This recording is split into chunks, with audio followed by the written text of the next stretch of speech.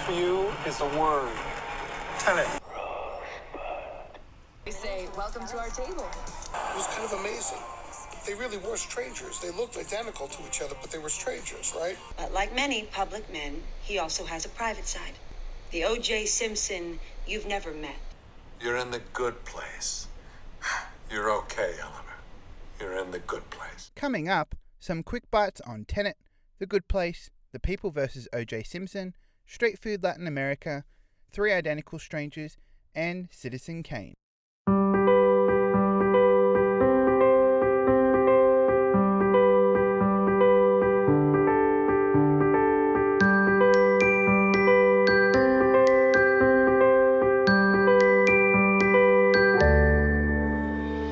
Welcome everyone to the Film and Food Podcast. I'm your host, Chris Roberts, and thank you so much for joining us again for episode 8. This is our second edition of Quick Bites, where I give my short thoughts on everything I've been watching lately. This is a great chance for me to share movies, TV shows, and things I've been catching up on in a quick format. These episodes are always mixed bags, and this week we have a new release film, documentaries, and a classic, so I'm sure you'll find something new to watch or to catch up on in this episode. I also have a great film-inspired recipe from this episode, inspired by The Good Place. But before we dive into this week's Quick Bites, I wanted to say a big welcome to the Film and Food Podcast. Thank you so much for listening to our show. We're a brand new podcast that celebrates all things culinary and cinematic in film. We produce film and food reviews, where we produce comprehensive reviews of films, both for its food quality and for its film quality, and we give you film-inspired recipes. We have our Quick Bites episodes where we dive into a whole bunch of TV shows and movies to recommend to you, and we've got a lot of great things coming. So if you're a film lover, a food lover, this is the podcast for you who are already supporting and listening to our show. I'm really excited to say we've already had 500 people listen to the show in just 8 episodes, and we're overwhelmed by the amount of support that we've been showing, so make sure you stick along. If you haven't, go and check out our other episodes. Hopefully we've reviewed one of your favorite foodie films already on the podcast, but if you have a favorite food and film movie, well then go and recommend it to us. Get in touch with us on Facebook, Instagram, Twitter, on our email, fans@filmandfoodpodcast.com. That's fans@filmandfoodpodcast.com. And we'd love to turn your recommendation into an episode on the show. I'm really excited to say that we've got some really great collaborations and some really great new formats coming up on the podcast. So thanks for joining us, and thank you for your continued support. As per usual on a Quick Bites episode, it is just me today. I don't have any guests. I will have Beth go on to share her thoughts about this week's film-inspired recipe. But apart from that, this is just a great chance for me to catch up on a lot of the film and a lot of the TV shows that I've always been wanting to watch. And these TV shows and movies, I don't have the time to go into a full in-depth film and food review for every single one of them. I get to share with you my quick thoughts. I hopefully get to make a recommendation and introduce something new into your life from the past, maybe a new release, maybe something on a streaming service that you can pop in to watch this week to expand your horizons and to get you cooking. And so that is what this podcast is about. And I'm really excited because we've got a great lineup of quick bites of movies and TV shows that I want to talk about. And so without further ado, let's get into the quick bites. Our first quick bite is for the brand new Christopher Nolan movie, Tenet. Tenet is the highly anticipated latest film from Christopher Nolan, which has made headlines and controversy as Nolan was insistent on releasing this film in theaters even in the midst of the coronavirus pandemic. There's been shifting release dates, there's been the movie being pushed back, and the general hype around a Christopher Nolan movie that rises higher and higher.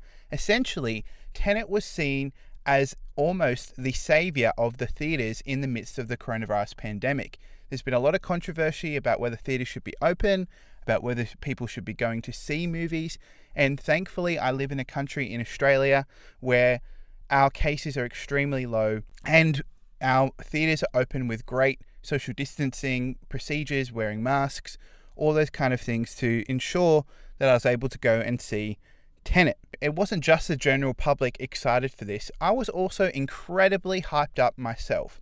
I have to admit, I love Christopher Nolan. He has a reputation for being a bit of a fanboy director. He has a devoted following base that will basically say every single movie of his is a masterpiece and can't really take any criticism against Nolan himself.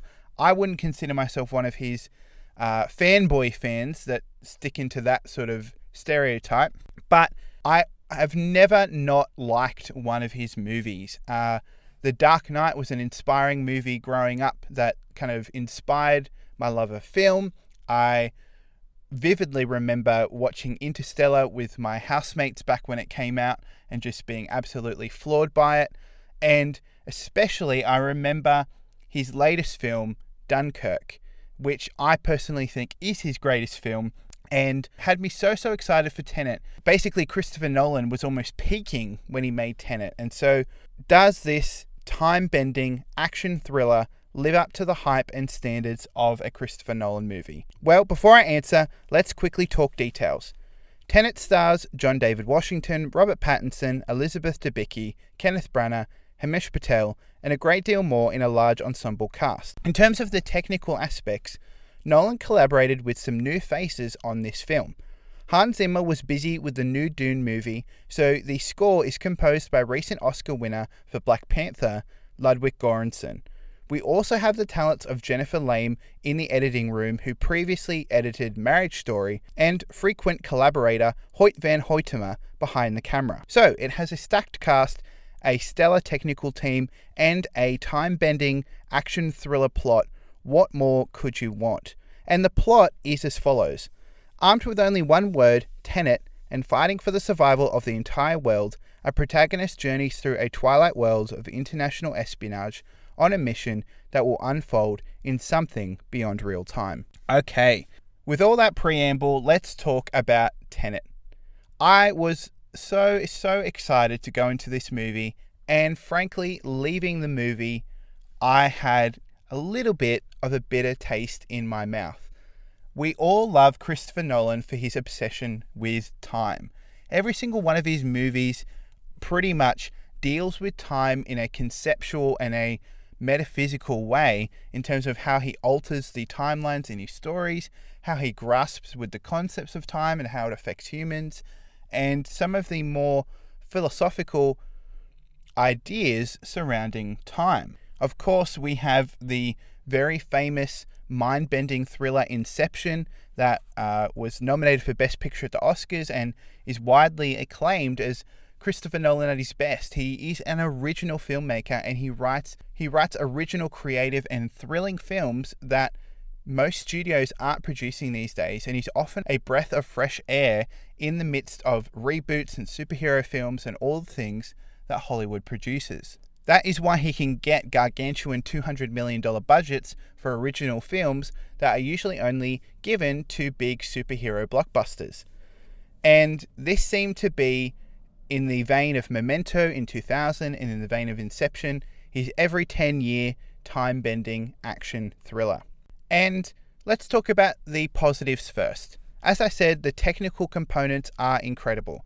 Ludwig Göransson gives us a pulsating, vibrating score that never lets up and carries us through the movie and creates a lot of the tension and the propulsion that energizes the audience through the movie. He does a really excellent job in the movie. The movie is shot incredibly well. Hoyt van Hoytema is an incredible cinematographer, and you see how they use locations in this movie. Christopher Nolan flies his cast to every conceivable beautiful location to have conversations, to have action set pieces, and this just means that the film is a visual treat. The plot is intriguing. It is something that I've never heard of, this plot of inversion. I'm not going to talk about it too much, but it's this concept that people can go almost back in time, reversing what has happened to alter the timelines of the story, and these people from the future are trying to end the world, and John David Washington and Robert Pattinson are armed with working together to try and stop this by using this inversion time travel technique. The plot is really where this movie is going to be divisive. Christopher Nolan is somewhat known for his hard to follow plots. He never talks down to the audience, and often a Christopher Nolan movie is better on the second watch as you uncover the beauty and the mysteries of his scripts as you start to get them and appreciate them on a second viewing. However, I found the Tenet plot to be an incomprehensible mess. Christopher Nolan gets credit for directing this movie brilliantly, and the practical effects and the set pieces are executed flawlessly. I've never seen a concept like this executed so well, and he gets credit for that.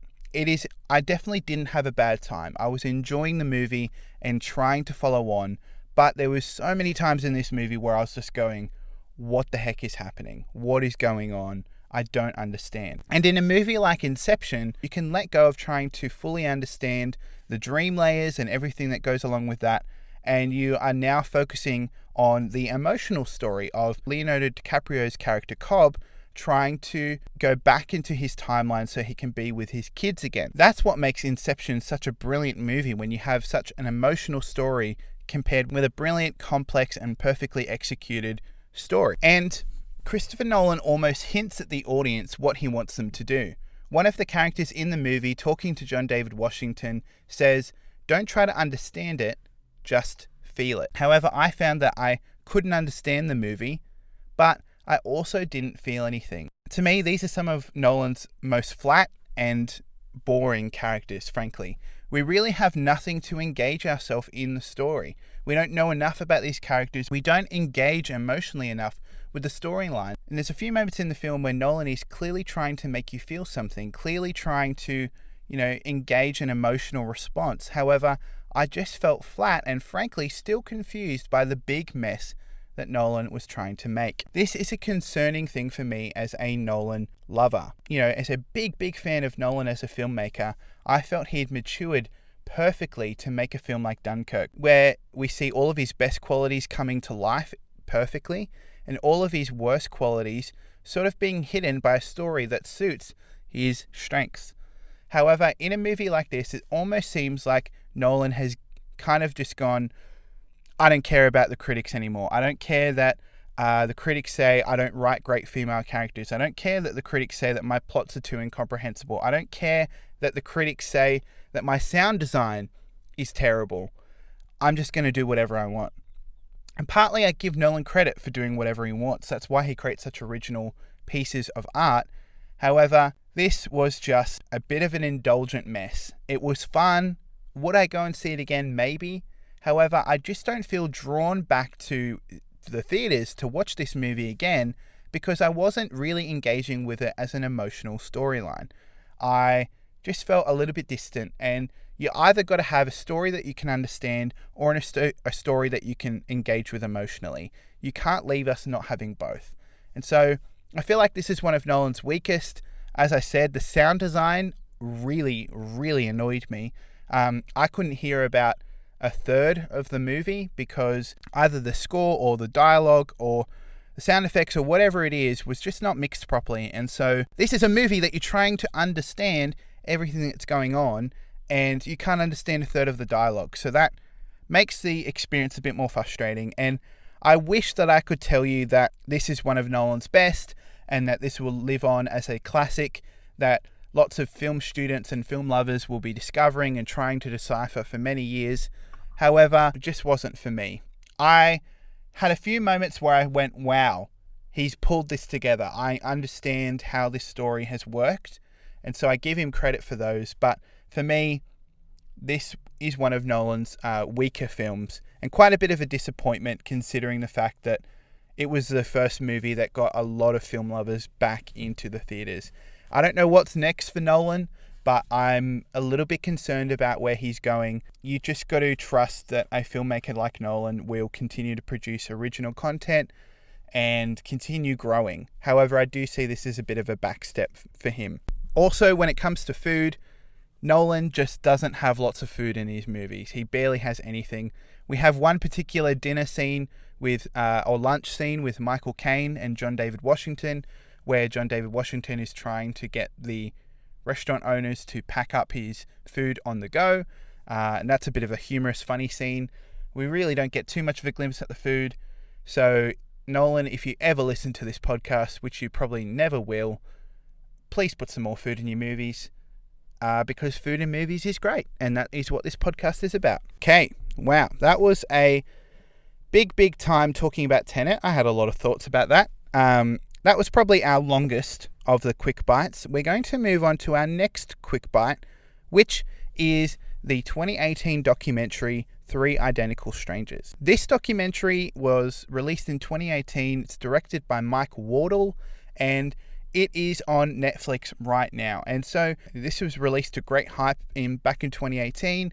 It had a really good run of going for the Oscars and was one of 2 documentaries that were highly critically acclaimed and that missed the Oscar lineup that year. But back in the day, it was something that I wanted to watch, but I never got around to checking out.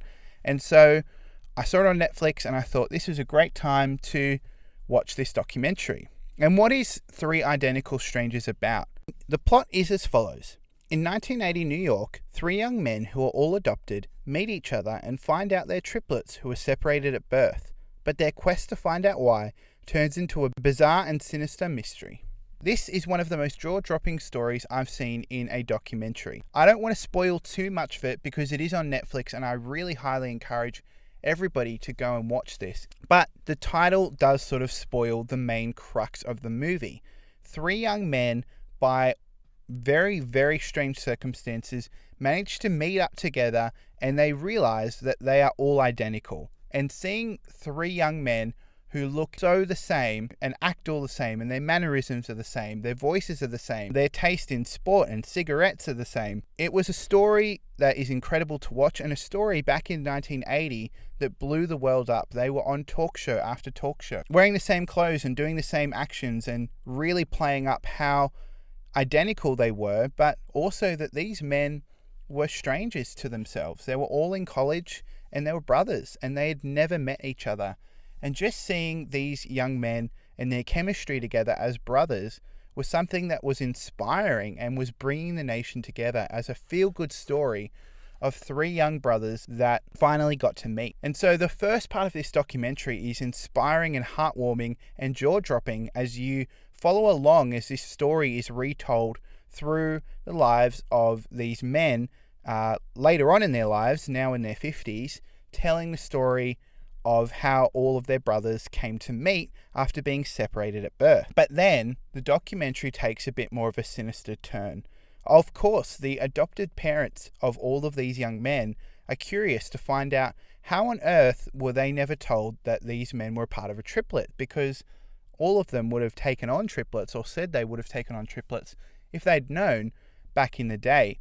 And this is where the documentary starts to uncover some of the reasons why these men and other identical twins were separated at birth in the scientific study of nature versus nurture, of parenting techniques, and where the documentary really starts to become a bit more sober and start to wrestle and grapple with a lot of the issues that face these young men as they grew up, as they wrestled with their childhood, as they wrestled with their parentage, as they wrestled with a life that was snatched away, of brotherhood that was snatched away from them.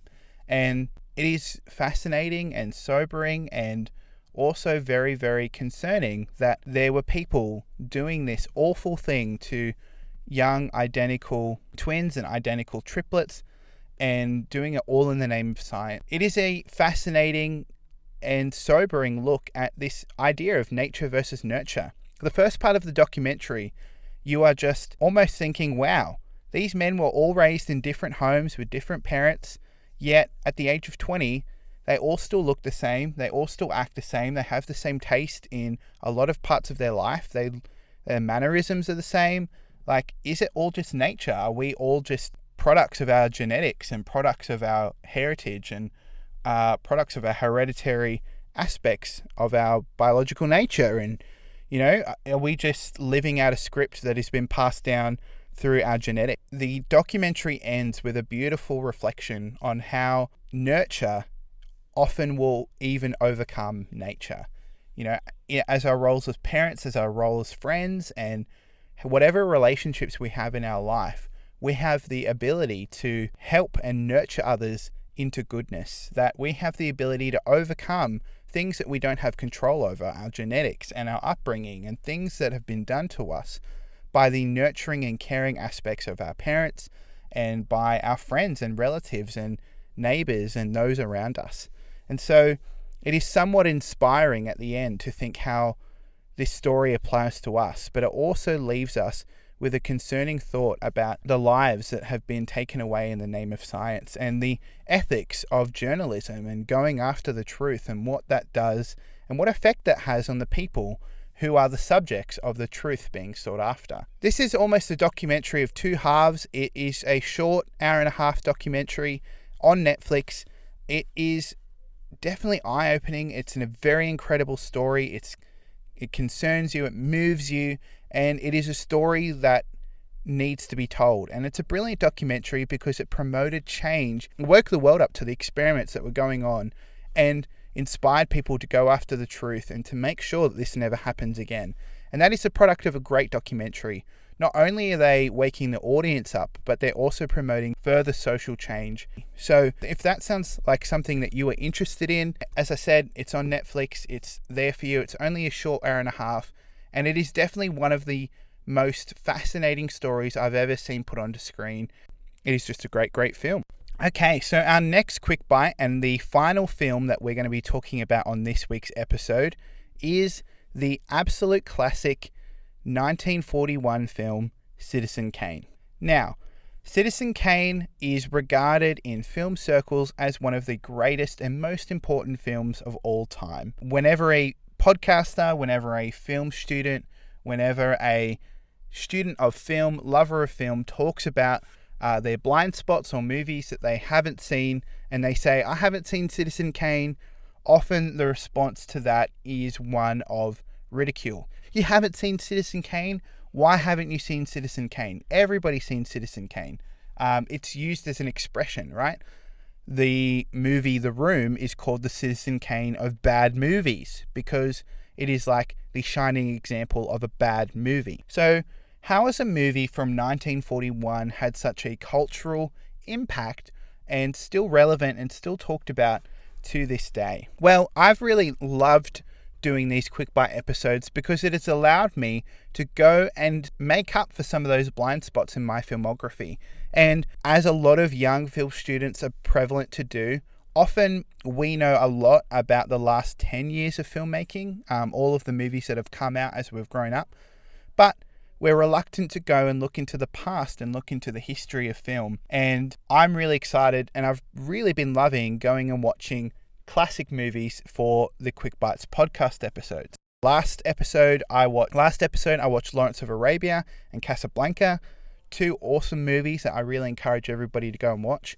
And Citizen Kane is yet another amazing classic movie that everybody can watch. Of course, this is the directorial debut of Orson Welles, who also stars as Charles Foster Kane and wrote the screenplay with Herman J. Mankiewicz. And speaking of Herman J. Mankiewicz, I also wanted to watch this movie because of David Fincher's new film, Mank, which looks at Herman J. Mankiewicz and Charles Foster Kane as they write Citizen Kane and the story around that, which is a very intriguing story and I'm really excited to see on screen. So, Orson Welles was around the theatre and film community before he directed Citizen Kane, but Citizen Kane was his breakout into the world. And the story is as follows. Following the death of publishing tycoon Charles Foster Kane, reporters scramble to uncover the meaning of his final utterance, Rosebud.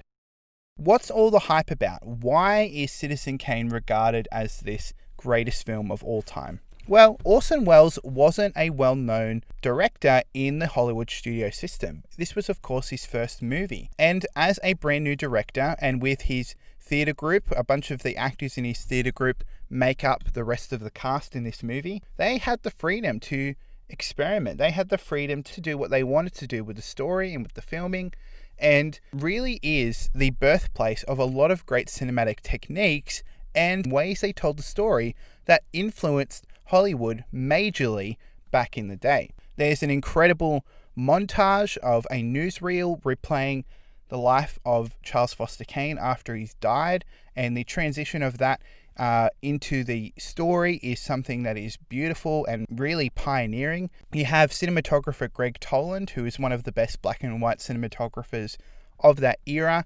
He was doing a lot of work with deep focus, which had never been done, which is essentially having all parts of the screen, all parts of the mise-en-scene in focus, a technique that hadn't really been done before. And there's some absolutely beautiful uses of this deep focus where you have a character in the background, foreground, and middle ground who are all in focus, and this deep mise-en-scene, this deep framing and blocking is just something to behold and is really proficient and wonderful from a first-time director. You can really see his theatre influences in the way he positions characters to produce meaning and tell this story of this tycoon Charles Foster Kane. Of course, Orson Welles also plays the titular Citizen Kane, Charles Foster Kane, and it is a really tour de force performance.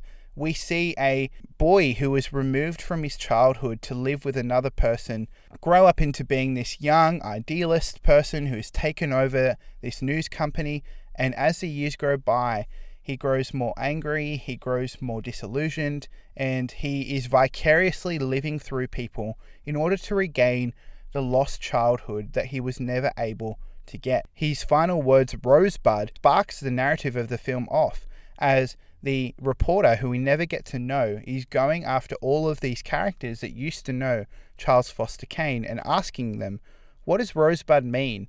And we start to piece together the pieces of Charles Foster Kane. We start to understand his life and his motivations and the things he's lost. And Rosebud stands to be one of the most important and most influential metaphors and quotes in cinematic history. And the rest of the cast, which are part of Orson Welles' theatre group, also produced some really, really great performances. However, I think the best part of this movie is the Oscar-winning screenplay. Not many Hollywood movies back in the day were producing screenplays of such variety and such audacity in storytelling. Of course, I've already mentioned a brilliant 5 to 10 minute montage using a newsreel style format to talk about Charles Foster's background, a really unique way in the time to do exposition, which obviously has influenced many, many more movies in today's world that use montage and use different elements like a newsreel or a news flash or newspapers or whatever it is to tell exposition and to tell story in a way that has the audience engaged. And the screenplay doesn't tell a story that is really complex. Really, it's the examination and the unpacking of the legacy and the life of this citizen, Charles Foster Kane. And the way that it is done is so riveting and so engaging and told with such vibrancy that you're really drawn through the movie. You really empathize with Charles Foster Kane, which is the key thing. If he was not someone that you would empathize with, then this whole movie would fall flat. But you see Charles Foster Kane as he's young and idealist, and as he's trying to bring about truth and virtue in the world of news reporting.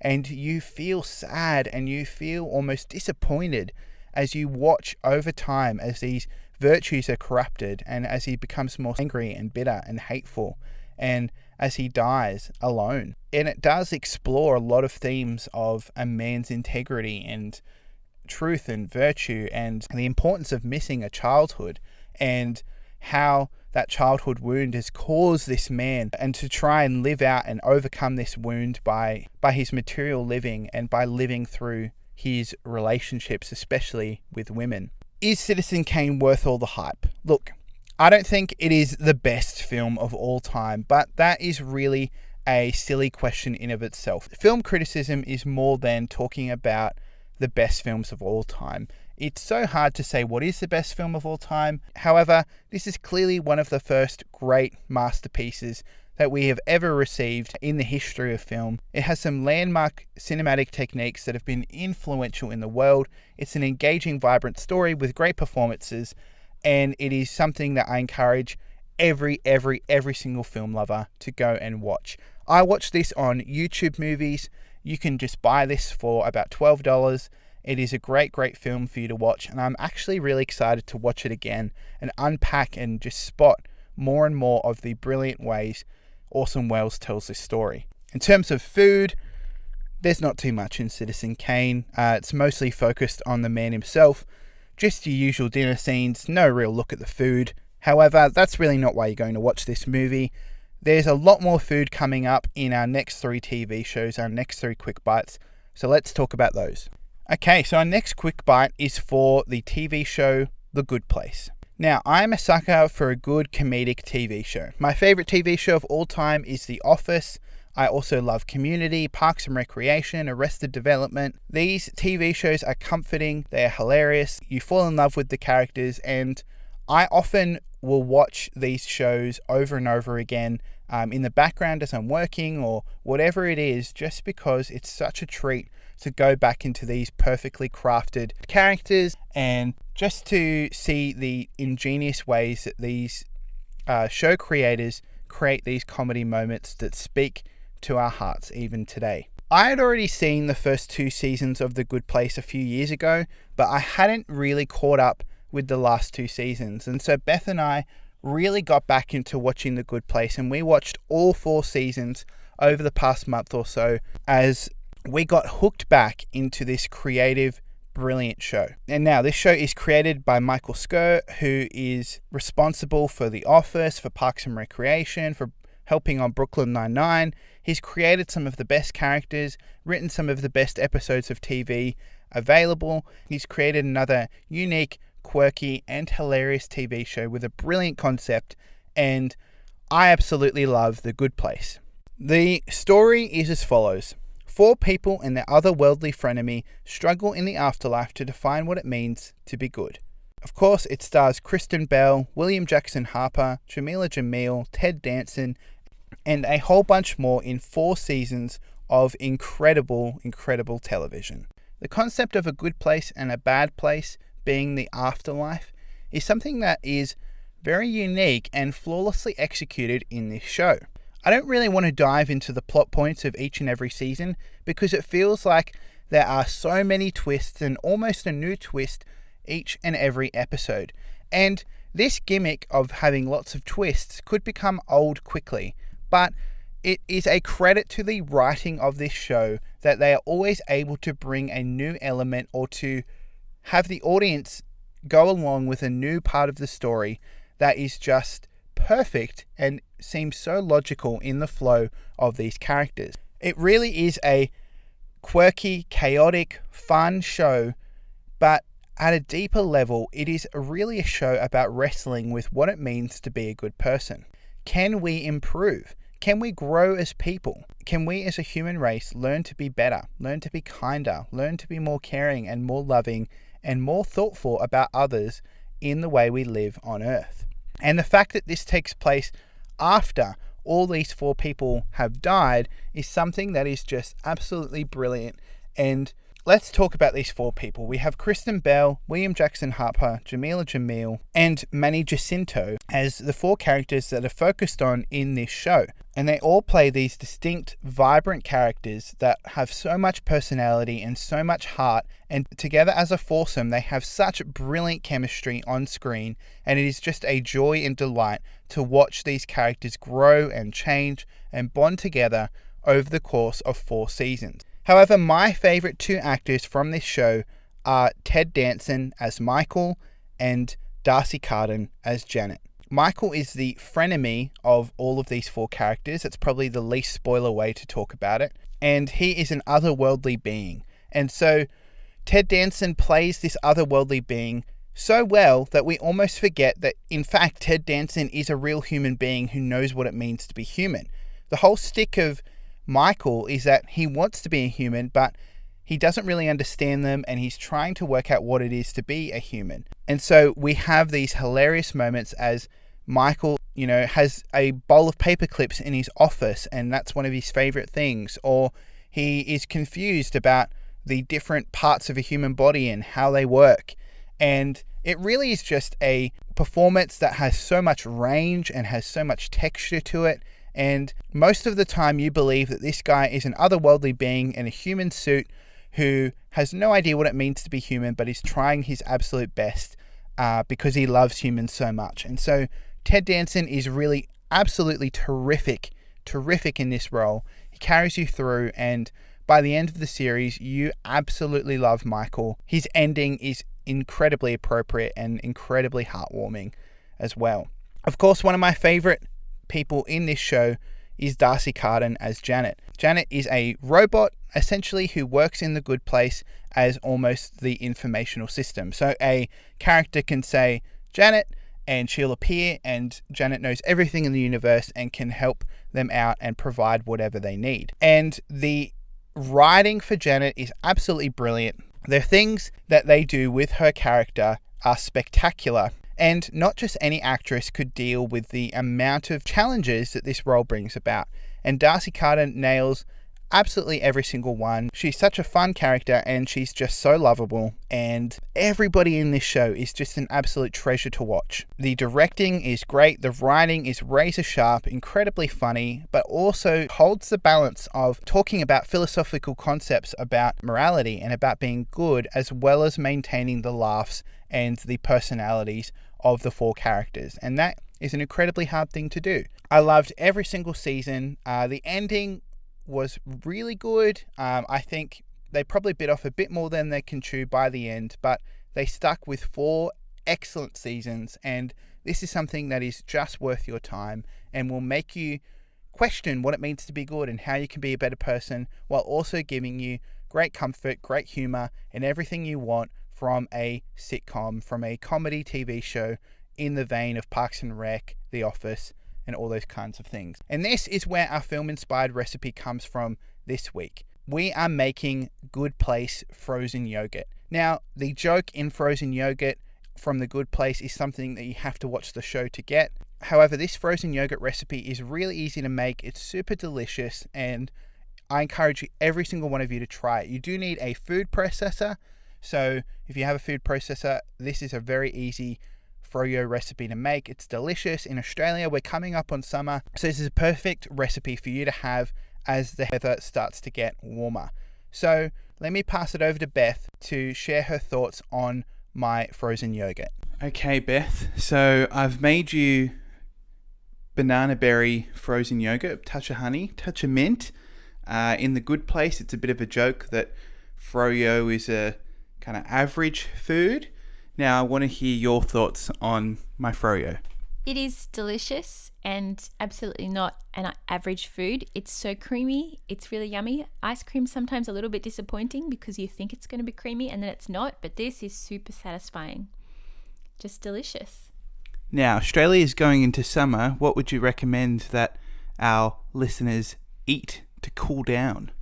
Eat this for breakfast, lunch and dinner. Afternoon tea, morning tea, and second breakfast too, if you must. It's a guilt-free snack that you can love and enjoy. Yummy. Well, that's the seal of approval again from Beth. This is a great banana berry frozen yogurt for you to try at home. Go and try this recipe and let us know how you went. Email us at fans@filmandfoodpodcast.com. That's fans@filmandfoodpodcast.com. Facebook, Twitter, Instagram. Get in touch with us. Send us photos. Get cooking. Show us how you went. Would really love to know and see your frozen yogurt. We've got 2 more quick bites to go. This next TV show is The People vs. O.J. Simpson.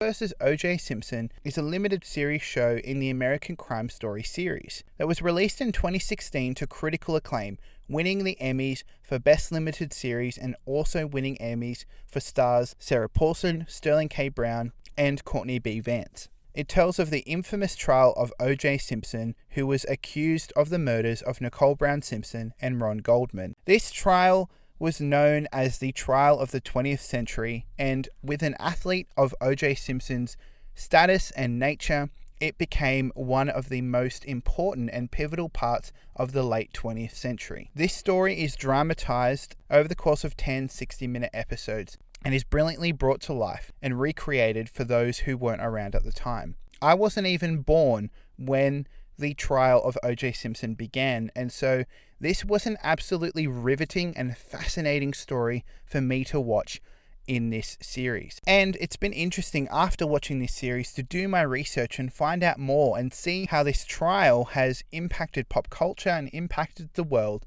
even to this day. I knew my little bit of knowledge was that I knew that this was a pretty much an open and shut case that was bungled by the prosecutors, and O.J. Simpson infamously walked away as a not guilty man and was released back into the world. He was not convicted of the crime of the murders of his ex-wife, Nicole Brown Simpson, and Ron Gold. This is a beautifully put together, beautifully written, beautifully directed, and incredibly acted series that I recommend to everyone. It is riveting, it is engaging, it tells the story in a really balanced way. I know that there is a lot of public outcry over the not guilty verdict and about this man walking free from this crime that he was accused of.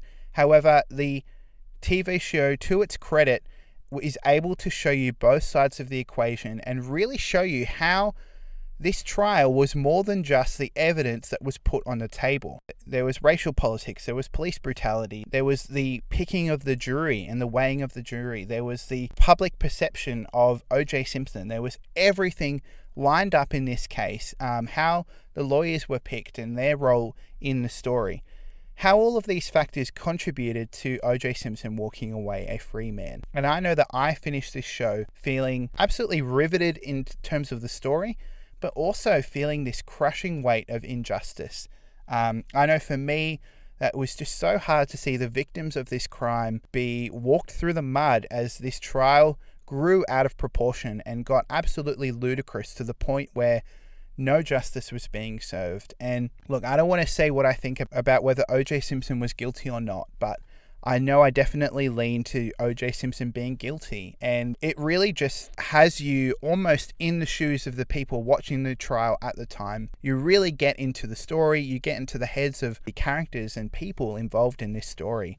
And if you're into sort of true crime, if you're into a really great biography, crime drama, well then this is just one for you. It is really well produced, has quite a few good food scenes in it, some really nice dinners and food scenes. So yeah, it's a high recommendation from me. It's a great court drama. It'll get you feeling and wrestling with the American police system, the American and Western court system, and just get you really thinking about how justice is served in our Western nations and how fragile the justice system is when real humans who have flaws are implementing the justice. It's another recommendation from me, The People versus O.J. Simpson. Our final quick bite is something a little bit more lighthearted. For the foodies out there, Beth and I have discovered some absolutely stellar, great food content for you to watch on Netflix. And the one I wanted to talk about today is Street Food Latin America.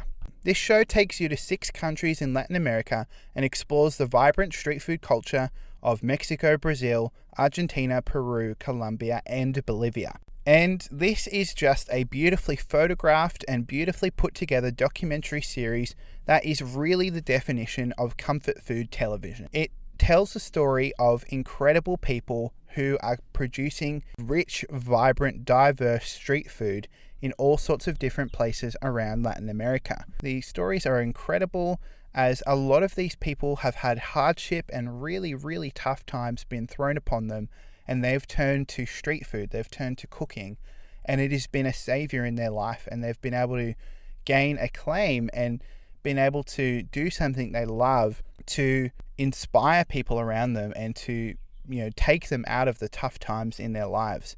Along with that, the series has a real emphasis on the food, often showing us 6-7 unique street food items from these locations around Latin America that are the signature dishes of the towns that they're in. We get to know the chefs, we get to know their backstory, we get to know the heart and the story and the flavors behind the food.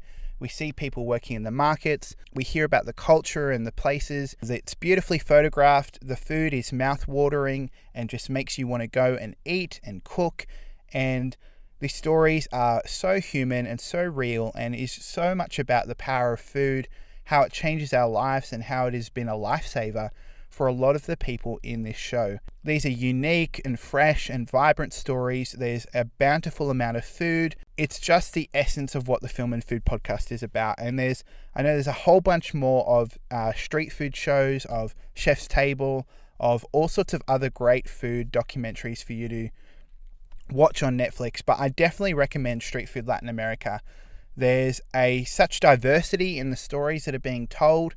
There's such diversity in the food, and it is definitely motivation to go and give something different a go in the kitchen. And so this is a great comfort show. It's a great show to come home to after a long, hard day and sit down and just feel like you're transported into another place, into another food culture, and to just hear and empathize with some of the stories of the people cooking this great street food all around Latin America.